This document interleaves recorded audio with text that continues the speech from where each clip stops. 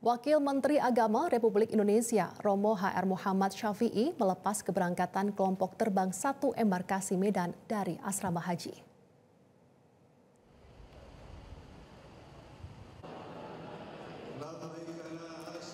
Dalam kesempatan tersebut, Wamenak menyebut ada skema baru dalam pelaksanaan ibadah haji di Tanah Suci yang berbeda dengan tahun-tahun sebelumnya.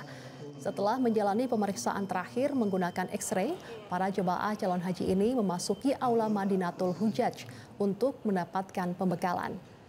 Adapun kelompok terbang pertama embarkasi Medan ini berasal dari Padang, Sidempuan, yang berjumlah sebanyak 360 orang yang terdiri dari 354 jemaah calon haji dan 6 orang petugas haji.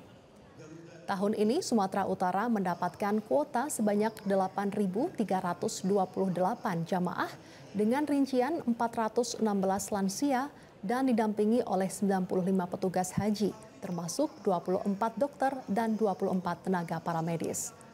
Para calon jemaah haji asal Kota Padang Sidempuan diberangkatkan dari asrama haji di Medan menuju Bandara Internasional Kuala Namu.